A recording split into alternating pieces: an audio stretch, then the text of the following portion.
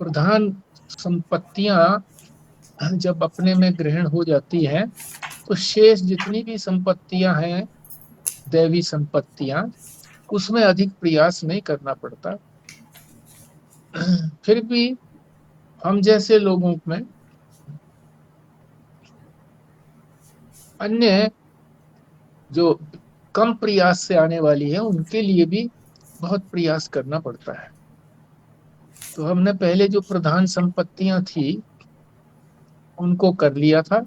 अभयम, सत्व संशुद्धि और ज्ञान योग व्यवस्थिति।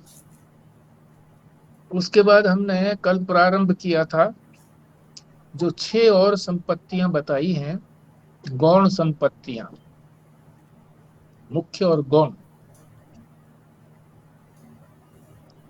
उसमें दानम को समझा था हमने। दान जो है वो शास्त्र के अनुसार देना चाहिए, इच्छा से देना चाहिए, मजबूरी में नहीं। और एक बार दे दिया तो बात समाप्त नहीं हो गई, निरंतर दान देते रहना चाहिए। और महात्मा तो, महापुरुष तो ऐसे कहते हैं कि अपनी आय का 10% हमें दान दे ही देना चाहिए। कुछ भी नहीं होता है 10%।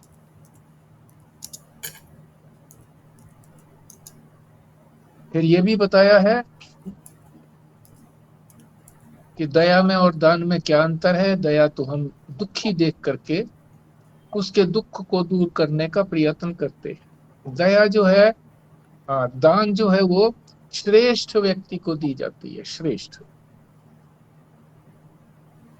और ये दृष्टि नहीं रखनी होती कि भूतकाल में किसी ने हमारे लिए कुछ किया था तो हम उसका प्रतिदान करके ये दे रहे हैं, या भविष्य में हमको कोई आशा है किसी से काम लेने की, इसलिए हम ये दान दे रहे हैं। देश का भी ध्यान रखें, समय का भी, काल का भी ध्यान रखें, और पात्र का भी ध्यान रखना चाहिए। अगर हम सात्विक पात्र को देते हैं तो उसका सत्वगुणी उपयोग होगा और हमें पुण्य मिलेगा। अगर वो तामसिक व्यक्ति को चला गया तो हमको भी तमोगुण की ही प्राप्ति होगी। यथाशक्ति देना चाहिए। यथाशक्ति में केवल कम शक्ति की बात ही नहीं आई, अधिक शक्ति है तो अधिक शक्ति के अनुसार दें। ये हो गया था ठीक से। फिर आया था दम। दम का अर्थ है इंद्रियों का नियंत्रण, संयमन। तो इंद्रियां हमारी कौन सी हैं? बाहर इंद्रियां, भय इंद्रिय कहते हैं उनको, बाह्य इंद्रिय और अंतर इंद्रिय। बाहर की तरफ जो जाती हैं वो बाहर की बाह्य इंद्रिय कहा जाता है। तो 5 ज्ञानेंद्रियां हैं, वो भी बाहर का ही ज्ञान करती हैं। और 5 कर्मेंद्रियां, वो भी बाहर की तरफ ही जाती हैं, हाथ पैर आदि। आंखें, कान, ये सब बाहर का ही सुनते हैं, बाहर का ही देखते हैं, बाहर का ही चखते हैं। तो इनको कंट्रोल में रखना, संयमन रखना कि कहाँ इनको लेकर के जाना है, और जहां शास्त्र ने मना किया है वहां पर इनको नहीं लेकर के जाना। लोगों के अंदर ये भ्रम है कि अगर हम इंद्रियों का नियंत्रण करेंगे, बच्चों में उनकी इंद्रियों को संयमित नहीं करेंगे, जो कि हमारा कर्तव्य है कि उनको गलत मार्ग पर उनकी इंद्रियां ना जाने। तो ये हमारा भ्रम रहता है कुछ लोगों का कि बच्चों के मन में ग्रंथियां पड़ जाएंगी। ग्रंथियां तो जब वो स्वतंत्र उनको छोड़ देंगे तो सारा संसार उनको डाले ही जाएगा। ग्रंथियां एक नहीं अनेक ग्रंथियां पड़ेंगी, अज्ञान की ग्रंथियां पड़ेंगी। यहाँ तो कोई होगा तो ज्ञान की बात बताई जाएगी, ग्रंथि नहीं पड़ेगी। तो इंद्रियों की बात भी हो गई, मन की भी। मन को भी इंद्रिय कहा है क्योंकि ये भी अंदर की ओर गमन करती है, इसका भी संयमन करना है। फिर उसके बाद तीसरा आया था यज्ञ। तो यज्ञ को हम ब्रॉड वेद अगर देखें, हम यज्ञ का क्या तात्पर्य है, समष्टि के लिए त्याग करना, जो अपनी चीज है उसका समष्टि के लिए त्याग करना। जहां हमारा अपनापन है, चाहे वो अपनापन काफी बड़ा भी हो, तो भी वो, उसको अगर हम वहां के लिए त्याग करते हैं तो वो कोई त्याग नहीं कहलाएगा। जहां हमारा अपनापन नहीं है, वहां हम त्याग करते हैं, तो वो समष्टि को ही त्याग जाता है। समष्टि रूप परमात्मा है। आगे था स्वाध्याय।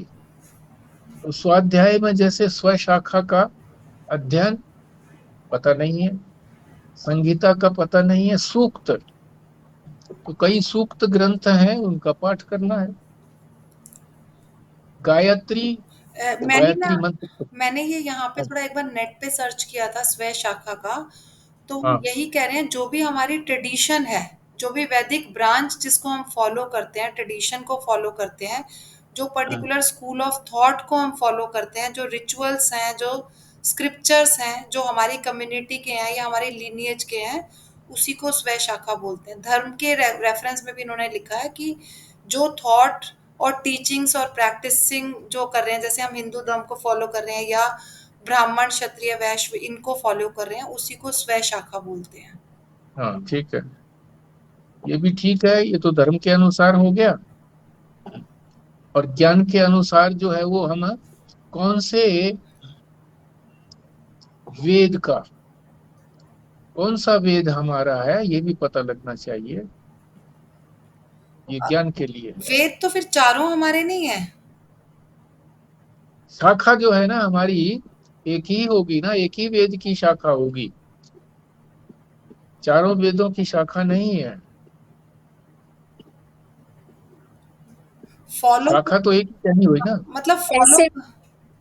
ऐसे स्वस्तिका दी, मैं अभी जैसे हम अब शादी के लिए देख रहे हैं, कर रहे हैं ना, तो उसमें ये कहते हैं जैसे एक ही गोत्र है तो शाखा अलग होनी चाहिए। शाखा का मतलब कहाँ से तुम्हारा निकास हुआ है, किस जगह से, वो रिचुअल्स वाली जो आप शायद बात कर रहे हैं ना, उससे रिलेट होता है। मेरे को ऐसे लग रहा है आपकी बात सुन के, हाँ कि ठीक कहाँ बात। से आपका मतलब ओरिजिनलिटी आपका कहाँ से हुआ है। हाँ हाँ, ये भी ठीक बात है। पहले जो था हरियाणा में और जगह पे भी ऐसा ही होता था कि अपना जो क्षेत्र होता था, उसी उसी क्षेत्र में ही विवाह करते थे, दूसरे क्षेत्र में जाकर के नहीं करते थे। तो उसको वो शासन मान्यताएं, बोलते थे, शासन। शासन, एक अच्छा, गोत्र में शासन है। ठीक है। हाँ, ठीक बात। अब ये चीजें लोप होती जा रही हैं, क्योंकि इनकी शिक्षा मिलती नहीं है, तो लोप ही होंगी।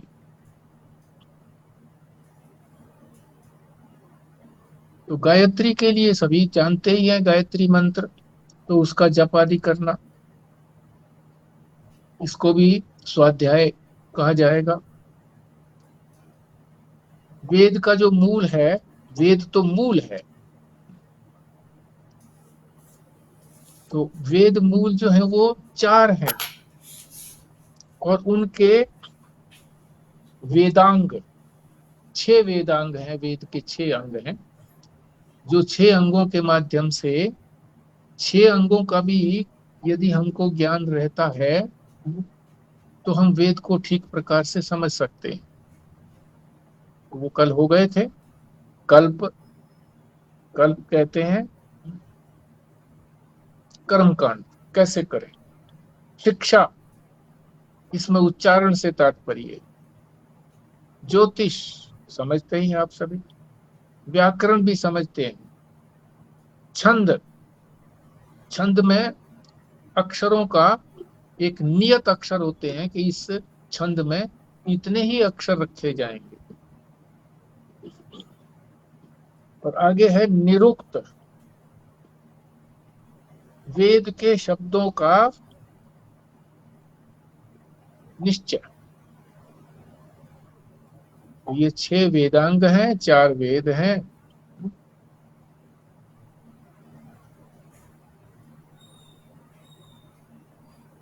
और सनातन धर्म के अंदर चतुर्दश विद्याओं का वर्णन आता है। चतुर्दश, चतुर्दश का अर्थ है 14। चतुर माने 4, दश माने 10, 14। वो कौन कौन से हैं? इनमें सारा धर्म जो है वो पूरा हो जाता है। 4 वेद, 6 वेदांग, 10 हो गए। पुराण 11, न्याय 12, मीमांसा 13, धर्मशास्त्र 14। तो पुराण आप समझते ही हैं कि पुराणों की कथाओं के माध्यम से उसका जो मॉरल होता है, उस मॉरल पर ध्यान देना होता है। हम लोग क्या करते हैं, मॉरल पर ध्यान नहीं देते। महात्मा लोग भी ध्यान नहीं देते, कथा में सुनाने में ही वो भी रुचि रखते हैं और श्रोतागण भी उसी में ही रुचि रखते हैं। न्याय, न्याय का अर्थ होता है तर्क संगतता, रीजनेबिलिटी, ये भी होनी चाहिए। मीमांसा, मीमांसा में 2 अंग हैं, एक पूर्व मीमांसा और एक उत्तर मीमांसा। पूर्व मीमांसा में धर्म आता है और उत्तर मीमांसा में ज्ञान आता है। और धर्मशास्त्र, तो कई हैं धर्मशास्त्र, हमारे बहुत ग्रंथ हैं धर्मशास्त्र के। तो इस प्रकार से ये चतुर्दश, इसमें हमारा सारा सनातन धर्म प्रतिपादित हो जाता है। फिर बाद में बताया कि स्वयं का अर्थ होता है अपना आपा, यानी आत्मा का ज्ञान। तो आत्मा का साक्षात्कार हो जाए तो सबसे बड़ा स्वाध्याय हो गया। स्वयं का अध्ययन, आत्मा का अध्ययन, अध्ययन करके उसको समझ लेना, फिर उसका मनन करना, फिर उसका निश्चय कर लेना मनन के बाद, और फिर उसको उसी में बैठ जाना। गायत्री को फिर दोबारा से भी बोल दिया है कि गायत्री का जप भी जो है ये भी एक स्वाध्याय ही है। चाहे हम उसको बिना अर्थ समझे करें तो उससे पुण्य होगा, और अगर अर्थ समझ करके हम गायत्री का जप करते हैं तो पुण्य तो होगा ही होगा, पर उससे परमार्थ के मार्ग में भी आगे बढ़ेंगे। तो ये स्वाध्याय भी हो गया। अब 2 रह गई थी, तप और आर्जवम। यहां तक हो गया था हमारा। तो तप और आर्जवम ये नहीं हुए थे, इसको समझ लेते हैं। तप किसे कहते हैं? वैसे तप जो है वो तो भोग के त्याग को महाराज जी ने बताया था कि भोग के त्याग को ही तप कहा जाता है, क्योंकि हमारा मन तो भोगने में इच्छुक रहता है। परिश्रम ना करना पड़े, भोग लें, है? काम थोड़ा करना पड़े, तनख्वाह ज्यादा मिल जाए। काम बिल्कुल ना करना पड़े, धन मिल जाए। तो भोग का त्याग, तप। तो तप भी 3 तरह के बताए हैं, सात्विक, राजस और तामस। सात्विक जो तप है वो परमात्मा की ओर बढ़ाते हैं, राजस तप जो है वो संसार की ओर बढ़ाते हैं, और तामस जो है वो तो गर्त में डालते हैं, नरक आदि में भेजते हैं। तो सात्विक तप के बारे में ही यहाँ चर्चा कर रहे हैं। सात्विक तप जो है 3 प्रकार से किया जा सकता है, शरीर से, वाणी से और मन से। अब इनको अलग अलग बताएंगे। शरीर से, शरीर में तो जैसे हमारे हाथ आदि हैं, पैर आदि हैं, जहां इनका प्रयोग होता है वो शरीर का हो गया। देवताओं का पूजन, ब्राह्मणों का पूजन, श्रेष्ठ हैं ब्राह्मण भी, गुरु का पूजन श्रेष्ठ है, गुरु की। श्रोत्रिय विद्वानों का पूजन, यहाँ श्रोत्री भी कह दिया, ब्रह्मनिष्ठ की बात भी नहीं कही है, केवल श्रोत्रिय, जिन्होंने परंपरा से शास्त्र का श्रवण किया है।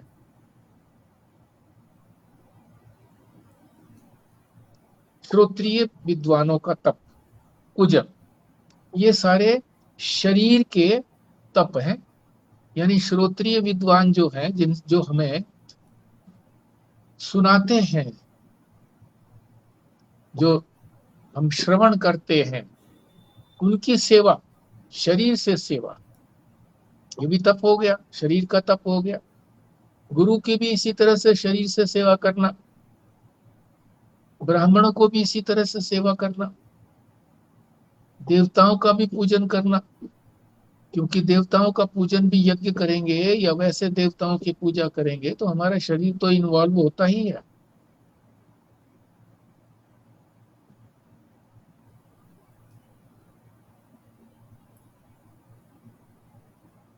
और बाह्य शौच का और आंतरिक शौच का भी ध्यान रखने की बात कही गई। इसका भी अभ्यास करना चाहिए कि बाहर से भी हमको अपने शरीर का शुद्धिकरण करना चाहिए। और आंतरिक शुद्धि का क्या तात्पर्य है? अंतर तो हमारे क्या है, इंद्रियां और अंतःकरण। तो इंद्रियों का शोधन क्या है? इंद्रियों का शोधन यही है कि इंद्रियां जो हैं वो परमात्मा की ओर बढ़े, परमात्मा के मार्ग में बढ़े, उन्हीं को देखें, उन्हीं को सुने, उन्हीं को अर्पित किए हुए प्रसाद को चखें या खाएं।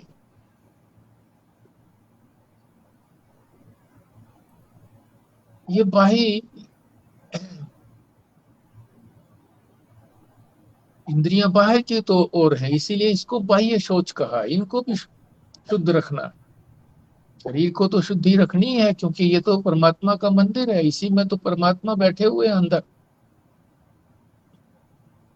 आंतरिक शौच, अंतःकरण की शुद्धि। अंतःकरण की शुद्धि कैसे होगी? निष्काम कर्म करने से, फल की तरफ दृष्टि न रख करके परमात्मा की आज्ञा का पालन करें। जो परमात्मा ने करने को कहा है कि तुम्हारा ये कर्तव्य है, उसको करें। फल की तरफ दृष्टि न रखें, फल परमात्मा को अर्पित करें। परमात्मा उस फल को जैसा चाहे वैसा करेंगे, हमें तो देंगे ही देंगे जितनी हमारी आवश्यकता है, बाकी उसका समष्टि को देंगे। परमात्मा समष्टि रूप है।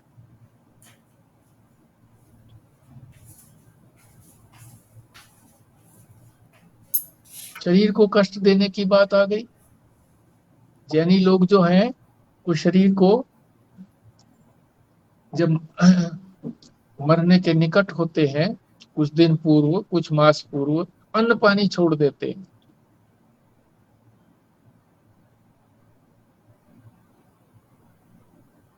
कष्ट सहते हुए है तो वो भी तप। पर हमारे शास्त्र में, वैदिक साहित्य में, वैदिक शांकर साहित्य के अंदर उसको उचित नहीं कहा गया। प्रकृति जैसा, प्रकृति का दिया हुआ शरीर है, जैसा प्रकृति चाहे वैसा करे। जो प्रारब्ध भोग दिया है वो प्रारब्ध भोग भोगे। दुख दिया है तो दुख दे, नहीं दिया है तो नहीं नहीं लेना। ये था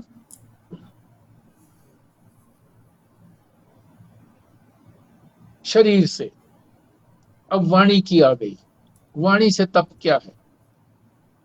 वाणी तो हम बोलते हैं, तो बोलने के लिए तो सबसे बड़ा तप कहा है सत्य। सत्य बोले, और जो बात कहनी हो, सच्चाई कब पूरी होती है? जो बात कहनी हो वो पूरी कही जाए, आधी अधूरी नहीं कही जाए, क्योंकि अगले को समझ में नहीं आएगी। जो बात हमारे मन में है वही बात दूसरे को कम्युनिकेट हो, दूसरे के पास पहुंचे। तो हम पूरी बात कहेंगे तभी तो उसके पास पूरी पहुंचेगी, तभी वो सत्य कहलाएगी, नहीं तो सत्य नहीं है। और कई बार जो है वो पूरी इसलिए भी नहीं कहते हैं कि कुछ बात छुपानी पड़ती है, और ऐसे ढंग से कहा जाता है कि वो सत्य भी लगे पर सत्य ना हो, प्रभाव उसका दूसरा पड़े, तो ये वाणी का सत्य नहीं है। ये सत्य सत्य रूपी तप, ये तप नहीं है, वाणी का तप नहीं है। फिर मन की बात आ गई। वाणी के तप के बाद मानस तप, मन।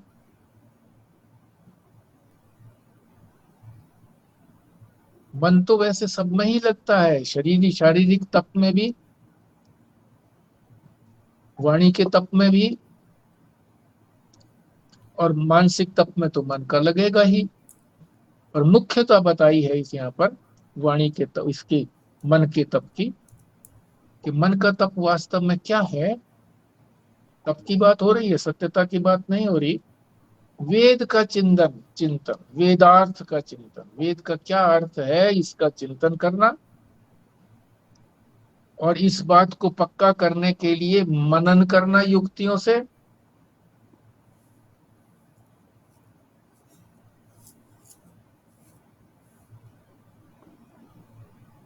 इसको मानस तप कहा गया। तो तप से यहाँ शारीरिक तप, वाणी का तप और मन का तप, ये सात्विक तपों की बात हो रही है यहाँ पर। ये उपवास रखना भी तप होता है? हाँ बिल्कुल तप है जी, क्योंकि उसमें भी तो भोग का त्याग है ना, हम भोजन करते हैं तो हमारा मन कष्ट तो होता है भूखे रहने में। तो ये बिल्कुल ठीक है। तो हमारी जितनी भी ये परंपराएं हैं, सनातन धर्म की परंपराएं बहुत ही सुंदर हैं। आज मैं पढ़ रहा था कहीं, पता नहीं सुन रहा था कि हाँ जी। उपवास का मीनिंग क्या है। उपवास, हाँ। उपवास हम्म। यानी भगवान के नजदीक रहना, उपवास हाँ। बोलते हैं उसको। हाँ, उप माने निकट, हाँ, और वो वास कहता माने है उसके भूखा रहना निकट। उपवास नहीं है, उसके हम्म। निकट रहना। किस फॉर्म में रहते हो आप, उसके कैसे ध्यान लगा के, ये उसको भी उपवास बोलते हैं। हाँ, वो तो उत्तम है, सर्वोत्तम है, परमात्मा के निकट बैठना, उनका ध्यान करना, उनका जप आदि करना उत्तम है। मगर ये भी उपवास जो है, जो हम भूखा रहते हैं, या निर्जला एकादशी आई थी पीछे, तो उसमें काफी लोग जो है जल नहीं पीते हैं, निर्जला निर्जल रह करके उपवास करते हैं। यद्यपि ये गर्मी के महीने में कठिन है इसीलिए तो धर्म का पालन ही कठिन है। तो कठिनाई सोच करके इधर नहीं बढ़ना, इधर ये सोच करके कि ये धर्म है, ये शास्त्र की आज्ञा है, इसलिए हम करेंगे तो आगे बढ़ेंगे।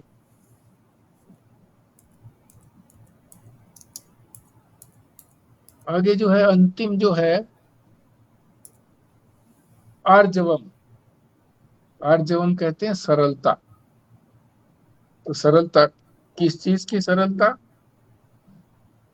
मन, वाणी और आचरण, जो हमारे मन में हो वही हमारी वाणी से, मुख से निकले, और उसी के अनुसार हमारा आचरण भी हो। मन, वचन और कर्म, ये तीन शब्दों में इस एकता हो, तीनों में एकता हो, एक जैसा ही रहे, तो इसको कहते हैं आर्जव। तो ये छह ये हो गई जो गौण संपत्तियां हैं, दैवी संपत्तियां, और तीन संपत्तियां प्रमुख बताई थी। तो ये 9 संपत्तियां हो गई हैं। पहला श्लोक हमारा संपूर्ण हुआ है।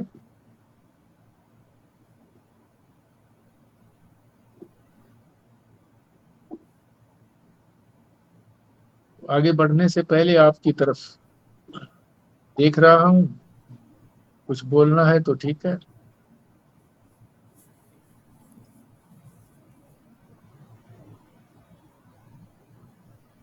संपत्ति कहो, गुण कहो, एक ही बात है।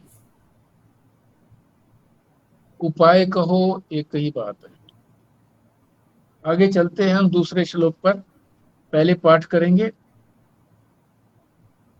फिर इसका अर्थ समझेंगे, फिर इसका क्या रहस्य अर्थ है वो समझेंगे। अहिंसा, सत्यम, अक्रोध, त्यागः, शांति, अपैशुनम, दया, भूतेषु अलोलुप्त्वम, अलोलुप्त्वम, मार्द्वम, ह्री, अचापलम। हाँ जी, भारद्वाज साहब। अहिंसा, सत्यम, अक्रोध, त्याग, शांति, अपैशुनम, दया, भूतेषु अलोलुप्तम, मार्दवम, हीन, अचापलम। संजीव शर्मा जी। जी। अहिंसा, सत्यम, अक्रोध, त्याग, शांति, अपैशुनम, दया, भूतेषु अलोलुप्तमं, मार्दवम ही अचापलम। खुराना जी।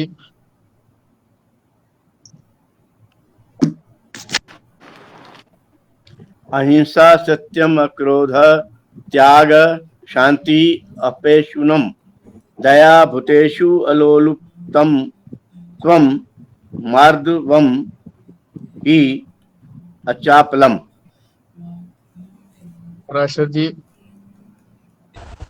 अहिंसा, सत्यम, क्रोध, त्याग, शांतिर्पैशुनम, दया, भूतेष्वलोलुप्त्वं, मार्दवम ह्रीर्चापलम। बहुत ही सुंदर लयबद्ध तरीके से भारद्वाज ने, राशद जी ने इसका पाठ किया, बहुत अच्छा है। मल्ला जी। जी। अहिंसा, सत्यम, अक्रोध, त्याग, शांति, अपैशुनम, दया, भूतेषु अलोलित्वम, मार्दवम ह्रीं अचापलम। स्वस्तिका जी। हाँ जी।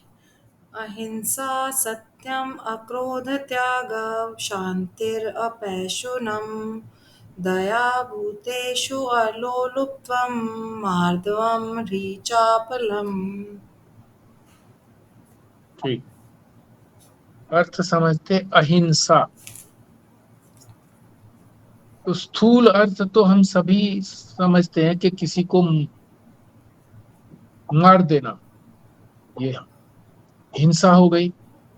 और किसी को नहीं मारे तो अहिंसा है हमारी, हम तो अहिंसक हैं। पर ऐसा तात्पर्य नहीं है। किसी का भी मन दुखाना उसको कहते हैं, उसको भी हिंसा बोलते हैं। तो किसी का भी मन न दुखे, आगे और इसको विस्तार से समझेंगे, अभी तो स्थूल अर्थ समझते हैं। सत्यम, सत्यम का अर्थ भी मूल यही है कि जो कुछ हमने जैसा समझा है वैसा ही दूसरे तक प्रेषित हो, उसे सत्य कहते हैं। अक्रोध, क्रोध को आने ही ना दे।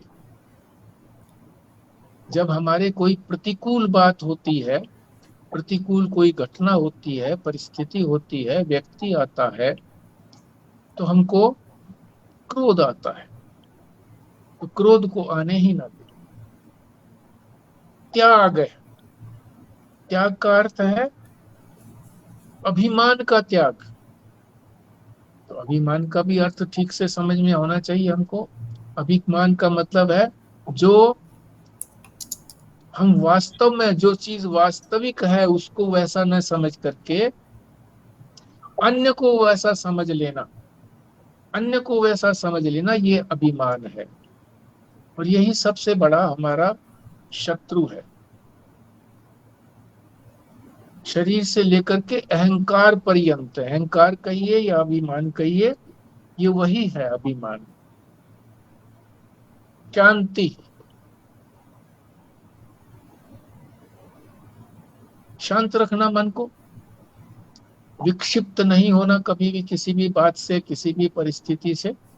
जहां तक संभव हो शांत रहे, यानी मन में विक्षेप ना आए। अपैशुनम, अपैशुनम का मतलब है किसी की भी निंदा नहीं करना।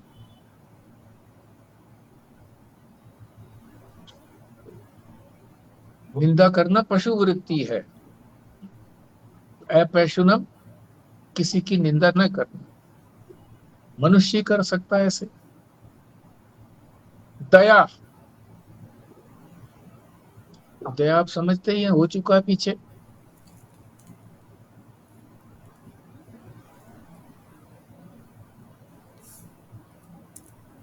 इसी के साथ ये शब्द भी लगा लें, भूतेषु। भूतेषु का अर्थ है सारे ही भूत यानी प्राणी, सभी प्राणियों के साथ दया का भाव रखना। एलोलुप्त्वम, लोलुप हो जाना। लोलुप का अर्थ होता है ललचा जाना किसी की तरफ। तो लालच भरी दृष्टि से नहीं देखना, उसको कहते हैं एलोलुप्तम। मार्दवम, मृदुता।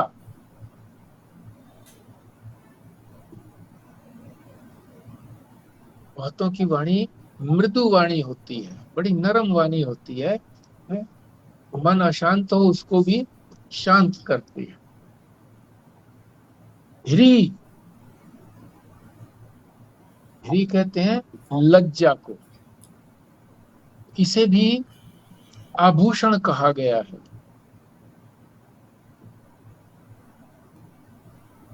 प्राय जो है वो स्त्री की लज्जा को ही लज्जा माना जाता था, पर वास्तव में यहाँ ऐसा नहीं कहा गया है।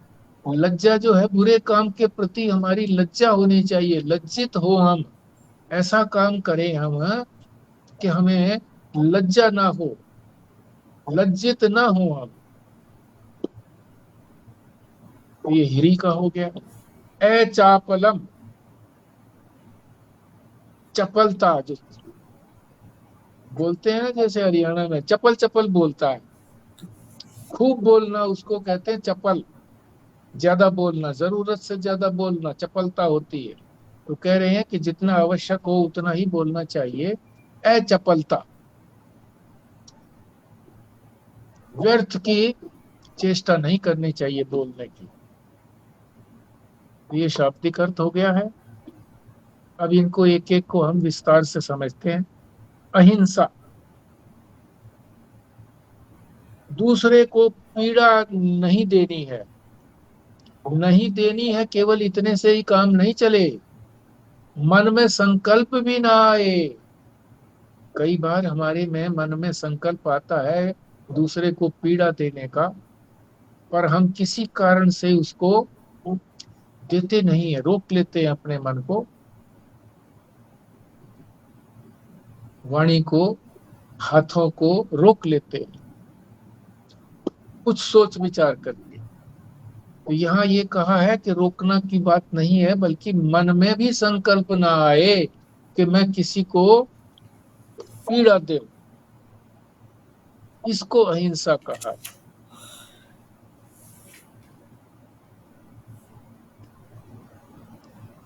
अहिंसा और भी थोड़ा सा समझ लें इसका रहस्य।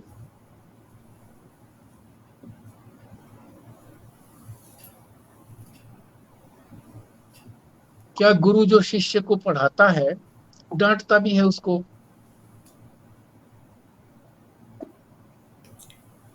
अब तो इतना नहीं है, कान भी पकड़वाते थे, मुर्गा बनाते थे, कमर के ऊपर बैग रख देते थे और अनेक तरह का इसी तरह से करते थे।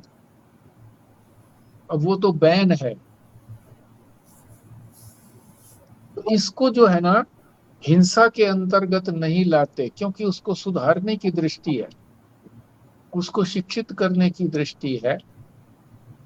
तो इस प्रकार की जो है उसके लिए तो नहीं करना है। अब मनाही भी हो गई है, फिर भी डांटना डपटना समझाने से भी शिष्य जो है वो अपने आप को विक्षिप्त महसूस करता है कि देखो मुझे ऐसा कह रहे हैं, ऐसा कह रहे हैं।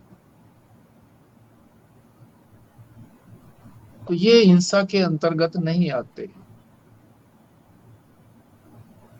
इनके अतिरिक्त कहीं भी कोई भी संकल्प भी आता है मन के अंदर किसी को पीड़ा देने का, तो वो उचित नहीं है, ऐसा नहीं करना चाहिए। इसी को अहिंसा शब्द से कहा है भगवान ने। सत्यम, भगवान व्यास जी ने सत्य का अर्थ बताया है, सते हितम सत्यम, जो हितकारी वाक्य हो वही सत्य, दूसरे के हित की बात हो। पर कई बार जो है ना, हित की बात तो होती है, हित की तो होनी चाहिए, और वो दूसरे को कष्ट ना दे। अजी मैं तो बिल्कुल खड़तल बोल देता हूँ, मैं तो साफ बोल देता हूँ, किसी को बुरा लगे भला लगे, ऐसे बोलते हैं। नहीं, विचार करना चाहिए। क्या विचार करना चाहिए? सत्य भी होनी चाहिए, सत्यम। प्रियम, प्रिय भी होनी चाहिए।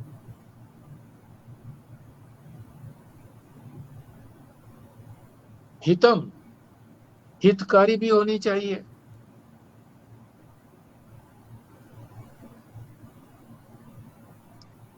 और फिर ये भी कहा है कि जो तुम समझते हो वही दूसरा भी समझे।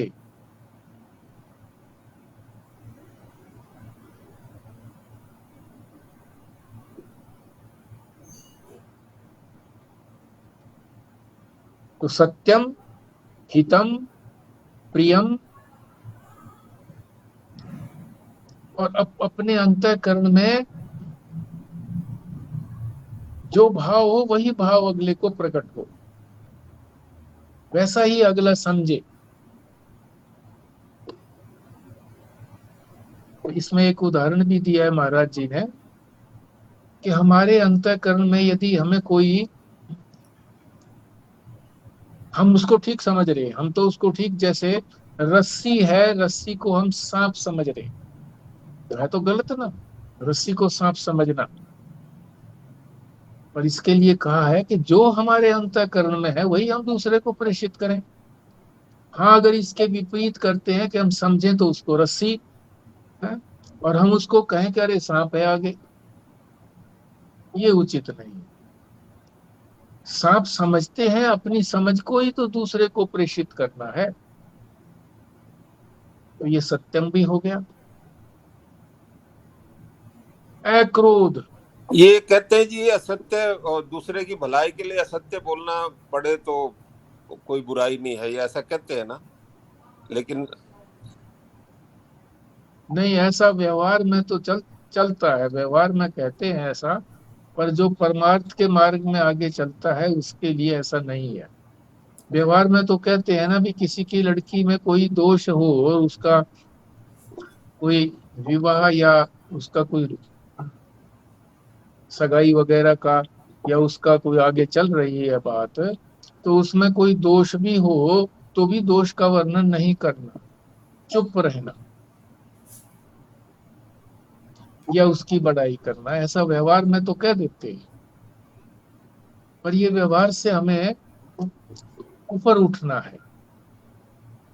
व्यवहार को तो केवल किया और छोड़ दिया, इतना तो व्यवहार उचित, साधक के लिए इतना तो उचित है कि वो मौन रहे, बोले नहीं। ठीक है, मौन रहेगा तो कष्ट तो उसको सहना पड़ेगा, अगर उत्तर नहीं देगा, अगर सच्ची बात को कहेगा तो सच्ची बुरी लगेगी उसको, और बुरी लगेगी तो उचित नहीं है, तो मौन रहे। एक बार आपने बताया था कहीं पर कि जैसे जब किसी की जीवन और मृत्यु का प्रश्न होता है। जैसे वो अगर कोई कसाई गाय को मारने जा रहा है और वो पूछे कि गाय कहाँ गई, तो ऐसे में झूठ भी बोल सकते हैं। नहीं, ऐसा नहीं कहा था। हाँ। झूठ बोलने की बात नहीं हुई थी। एक साधु जो था वो बैठा हुआ था, और वहां से जो था, गाय एक भागती हुई आई, आगे चली गई, और पीछे पीछे वो दूर पे कसाई आ रहा था। उसने उस महात्मा से पूछा कि गाय किधर गई। अब वो सत्य बोले तो हिंसा होती है, असत्य बोले तो उसका आचरण दूषित होता है। मौन रहा। तो मौन में दो ही बातें होती है, कि उसने बार बार पूछा तो छोड़ करके चला गया आगे, इसको पता नहीं है। और ये भी बताया था कि उसको खूब मारा, कि बोलता क्यों नहीं तू, बोलता क्यों नहीं, खूब मारा। मारने के बाद में नहीं बोला वो, नहीं बोला तो सहन किया, और अपने धर्म पर कायम रहा।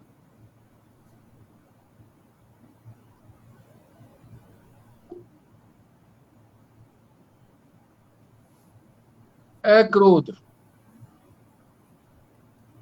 हाँ, ऐसे में तो कई बार ये लगता है कि कोई बात नहीं, हम थोड़ा आचरण से हट जाते हैं, पर किसी को मृत्यु से तो बचा ही लेते हैं।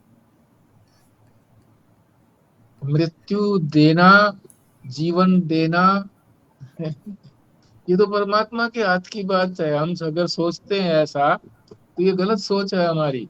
क्योंकि जितना प्रारब्ध उसने भोगना है वो तो भोगेगा। जितने सांस, जैसे लिखे हैं गीत रामायण में भी कहा है कि जितने श्वास है उतने लेगा वो, और लेगा ही लेगा।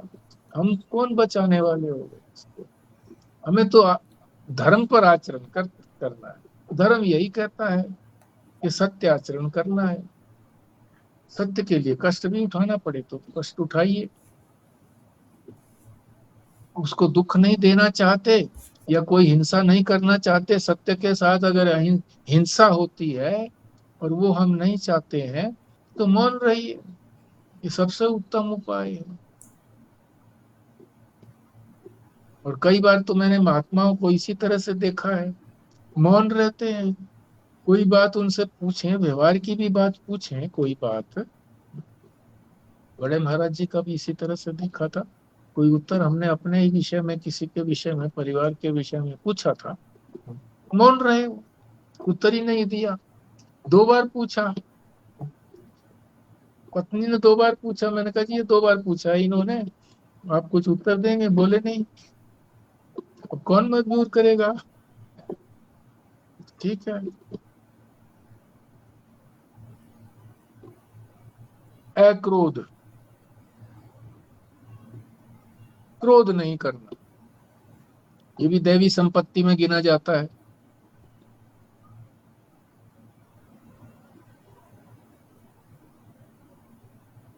दूसरा कोई हमें गाली देता है, ताड़ना करता है, और कुछ बात करता है, तो क्रोध आना स्वाभाविक है। तो वहीं पर उसको रोक देना, आगे नहीं बढ़ने देना। कैसे, कैसे क्या उपाय करेंगे? विचार, विचार करेंगे, विचार से उसको शांत कर दो। विचार क्या करेंगे? कि जो गाली दे रहा है वो 52 अक्षरों में से ही तो एक कोई ना कोई अक्षर चुन करके गाली दे रहा है। और 52 अक्षर जो है वो तो ओमकार रूप है। जितने भी अक्षर हैं वो सारे ओमकार रूप हैं। तो ओमकार ही तो मेरे पास भेज रहा है। तो विचार, शास्त्रीय विचार, कि किस तरह से हम उसको शांत रखें। अखंडानंद जी ने तो क्रोध को कई तरीके से भी कहा, व्यवहारिक तरीके से भी कहा है, कि शीशे के सामने खड़े हो जाओ तो तुम्हें जो चेहरा दिखाई देगा, तो वो क्रोध आता हुआ दिखेगा तो बड़ा बुरा लगेगा। साक्षात भी हम देखते हैं, हमारे साथी थे कई, जब उनको कोई गुस्सा आ जाता था, होठ फड़फड़ाते थे, वाणी ठीक से नहीं निकलती थी, चेहरा लाल हो जाता था। तो लक्षण तो प्रकट हो ही जाते हैं। तो शीशे में देखें अपने लक्षण तो अच्छे नहीं लगेंगे। उन्होंने तो और कई तरकीब बताई है कि तुरंत बाहर निकल जाओ, लोगों से मिले जुलो। तो उस समय में ये कठिन होता है। कठिन तो सारी चीजें होती हैं, विचार भी कठिन होता है कि गाली किसी ने दी, वो 52 अक्षरों के अतिरिक्त तो कोई गाली हो भी नहीं सकती, कोई शब्द ही नहीं बन सकता, कोई वाक्य ही नहीं बन सकता। और फिर ये भी विचार कि ये मुझको कुछ कुछ न कुछ दे ही तो रहा है। किसको गाली दे रहा है?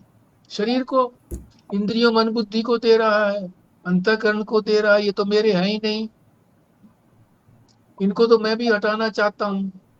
ये भी कूड़े में कूड़ा डाल रहा है, तो कोई आपत्ति की बात नहीं है। अनेक तरह से विचार कर सकते हैं। और ये विचार सारा तभी होता है जब हमारा मन शांत होता है। उस समय में ये विचार नहीं आ पाता कि शास्त्र ने जो कुछ कहा है वो हमें याद आए। मगर शास्त्र का यदि हम अभ्यास बहुत अधिक करते हैं तो ये बातें ध्यान में आ जाती है। अब तो जब अभ्यास हमारा नहीं है तो हम शांत अवस्था में भी ये विचार नहीं कर पाते। क्रोध की अवस्था में तो कैसे विचार कर पाएंगे? तो शास्त्र की अधिकता होने से, श्रवण करने से, स्वाध्याय करने से, चिंतन मनन करने से वो चीजें हमारे अंदर तैरती रहती हैं, मन के अंदर, बुद्धि के अंदर, वो तुरंत निकल आती हैं उस समय में। अखंडानंद जी ने तो ये भी कहा, मुक्का तान लो, मारो मुक्का जोर जोर से, दीवार पर मारो। फिर क्रोध करो तो अपने ऊपर क्रोध करो, हमारे जो विकार हैं इन पर क्रोध करें। दूसरे के विकारों पर क्या क्रोध करना, अपने विकारों पर क्रोध करो। विरोधी विचार ले आए,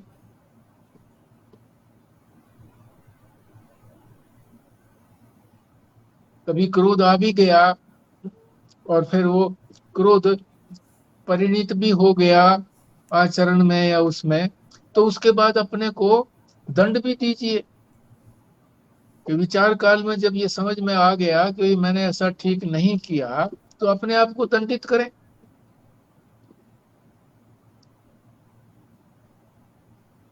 उपवास रखें कि मैं नहीं खाऊंगा 2 दिन तक। या माला जप की बात आ जाए कि मैं गायत्री मंत्र का 1 जप रोज करता हूं, 10 माला जपूंगा। तो इस तरह से चीजें पुष्ट होती है कि क्रोध नहीं करना है।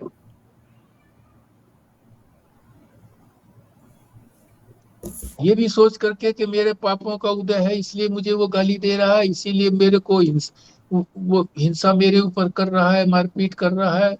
मेरा पाप जो है अब फल देने के लिए तैयार हुए हैं, पापों का उदय होना हुआ है। और पापों ने उसको औजार बनाया है, उसको निमित्त बनाया है। उसका कोई कसूर नहीं है, वो तो निमित्त है।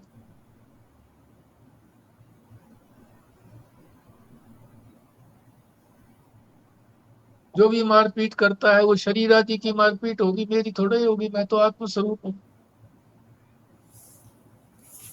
तो इन चीजों का बार बार अभ्यास करने से, बार बार इस चीज का चिंतन करने से, और इन चीजों को यथासंभव जितना भी हो सके अपनाएं।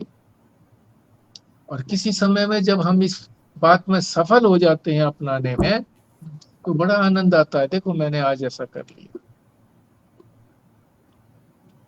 मजबूरी के वश नहीं, मजबूरी से नहीं, विचार से। तो कोई मेरे प्रति अहिंसा आदि करता है, हिंसा आदि करता है, तो मेरा शत्रु हो गया ना। तो आत्मा का तो कोई शत्रु होता नहीं, मैं तो आत्मा हूं। चाहे अभी हम अपने आप को आत्मा नहीं जानते हैं, शास्त्र के अनुसार हमने माना तो है कि भाई मैं आत्मा हूं, पर जाना तो नहीं है। पर ना जाने फिर भी यदि हम कहते भी हैं कि भाई आत्मा का कोई शत्रु नहीं होता, अन्य कोई है ही नहीं आत्मा के अतिरिक्त, तो कौन शत्रु होगा?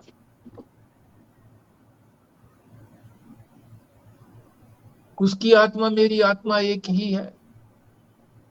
तो ये सारे विचार जो हैं ये खूब अधिक अपने अंदर भर लेने चाहिए, बार बार भर लेने चाहिए, अभ्यास करना चाहिए। तो जितना ज्यादा ज्यादा से ज्यादा अभ्यास होगा उतना ही ज्यादा हम लोग अपने क्रोध को शांत करने में सफल होंगे।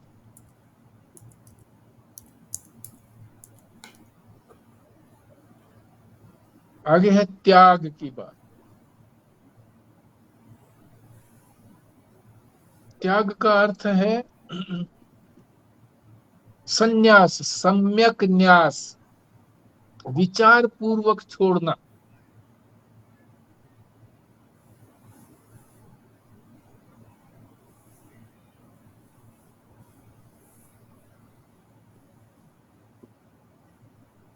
सोच विचार करके छोड़ना, विचार पूर्वक छोड़ना।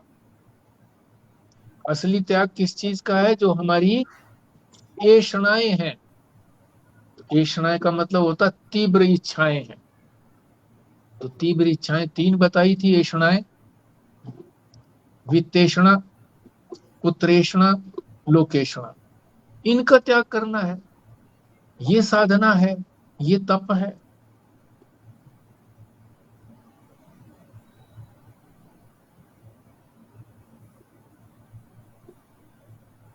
सर्व कर्म संन्यास,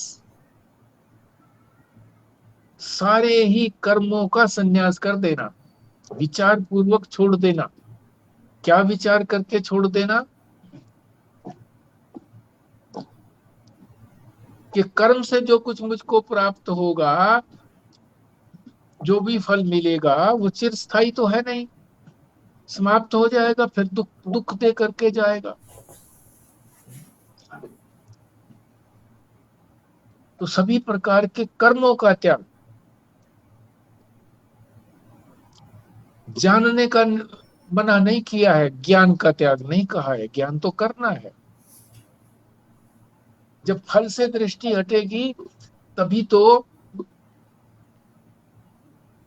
जिससे कोई हमें फल मिलना नहीं है उसकी ओर हमारी दृष्टि जाएगी। आप कहोगे कि मोक्ष हो जाना, अपरोक्ष अनुभूति हो जाना, ये फल ही तो हुआ। नहीं, फल नहीं है, ये तो हमारा अपना स्वरूप है। फल तो उसी को कहते हैं जो किसी कर्म के द्वारा हमको प्राप्त हो। तो इसके लिए कर्म तो किया नहीं है। अब आप इसको श्रवण मनन को अगर कर्म कहें तो कह दें, कोई आपत्ति की बात नहीं है। मगर इसमें भी किसी चीज को प्राप्त करने की बात नहीं है। जो वस्तु प्राप्त है हमको, उसी प्राप्त की प्राप्ति है, नई चीज की प्राप्ति नहीं है। कोई नया फल प्राप्त होना नहीं है। जो कुछ है पहले से ही है, बस उसको केवल उघाड़ देना है, उसको केवल जान लेना है, उसकी केवल स्मृति करनी है। उस पर जो भ्रम छाया हुआ है उस भ्रम को हटा देना है। तृष्णाओं के त्याग की बात आ गई। तो सर्व कर्म संन्यास नहीं कर सकते तो कम से कम फल का तो त्याग कर दें। कर्मों का त्याग तो करना कठिन होता है, क्योंकि कर्मेंद्रियां जब तक हमारे पास हैं तो ये कुछ ना कुछ कर्म करने के लिए लालायित रहेंगी। कर्म किए बिना बैठ नहीं सकती। हाथ पैर वाणी, वाणी कुछ ना कुछ बोलेगी, हाथ कुछ ना कुछ करेगा, पैर कहीं ना कहीं जाएगा, नहीं बैठ सकता खाली। तो इनसे कर्म करें तो चलो ठीक है, फल जो इनका मिले वो मुझे नहीं चाहिए। फल की तरफ दृष्टि न रखें, फल परमात्मा को अर्पित कर दें। ये सबसे सरल काम है, फल को अर्पित करना। उसके बाद फिर कर्म को अर्पित करना। कि कर्म जो है वो परमात्मा की आज्ञा के अनुसार कर रहा हूं मैं, अपनी मर्जी से नहीं कर रहा, मनमानी नहीं कर रहा, शास्त्र की मानी कर रहा, गुरु की मानी कर रहा, गुरु को मान रहा। और सर्वकर्म संन्यास से ऊपर भी महाराज जी ने एक स्थान पर बताया है,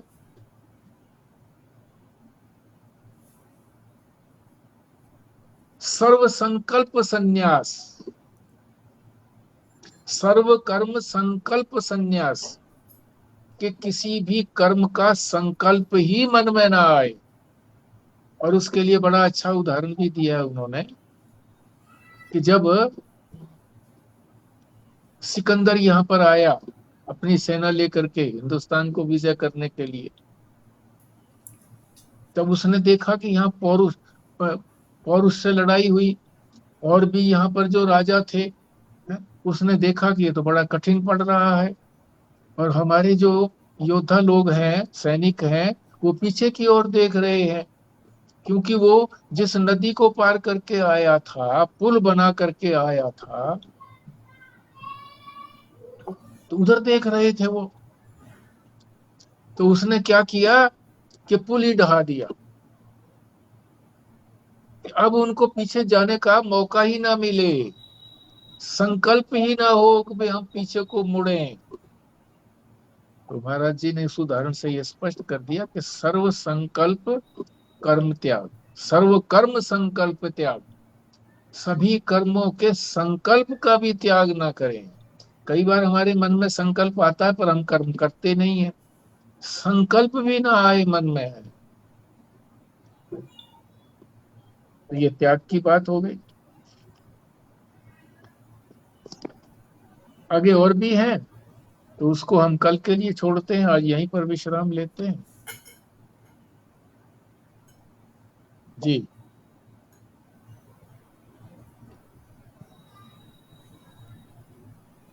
तो पूर्ण आहुति की ओर बढ़ते हैं। भल्ला जी आप पूर्ण आहुति करिए। जी। ओम पूर्णमदा पूर्णमिदं पूर्णात् पूर्णमुदच्यते पूर्णस्य पूर्णमादाय पूर्णमेवावशिष्यते। ओम शांति शांति शांति। ओम नारायण नारायण नारायण। नारायण।